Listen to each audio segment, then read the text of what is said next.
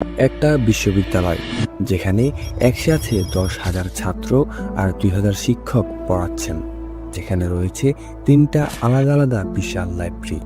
আজ থেকে প্রায় 1500 বছর আগে ভারতে গড়ে উঠেছিল এমনই এক জ্ঞানের রাজ্য। সুপ্রিয় দর্শক, আজ আমরা জানবো এক এমন বিশ্ববিদ্যালয়ের গল্প যেটা কেবল পাঠশালা ছিল না, ছিল জ্ঞানের এক অনন্ত প্রদীপ। এমন এক প্রতিষ্ঠান যেখানে একসময় জ্বলে উঠেছিল জ্ঞানের দীপশিখা, আর একদিন সেই আলোকে গ্রাস করে ফেলে ঘোর অন্ধকার।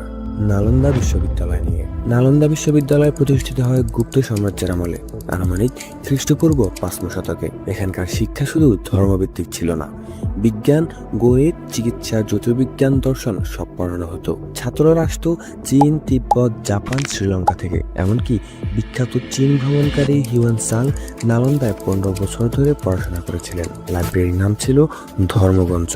ছিল 3টি ভবন, রত্নসাগর, রত্নদধি আর রত্নরঞ্জ। হাজার হাজার পাণ্ডুলিপি, গবেষণার খাতা, হাতে লেখা বইয়ে পরিপূর্ণ ছিল লাইব্রেরি।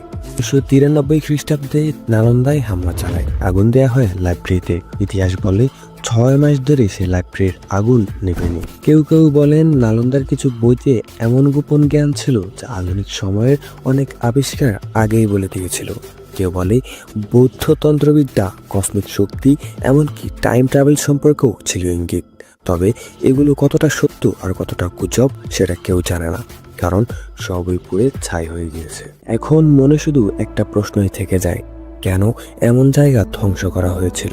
যদি নালন্দা টিকে থাকতো, আমাদের সভ্যতা কি আজ আরো এগিয়ে থাকতো না? হয়তো হ্যাঁ, হয়তো না। কিন্তু এই কথা নিশ্চিত, নালন্দা শুধু একটা বিশ্ববিদ্যালয় ছিল না, এটা ছিল একটা আলোর মিনার।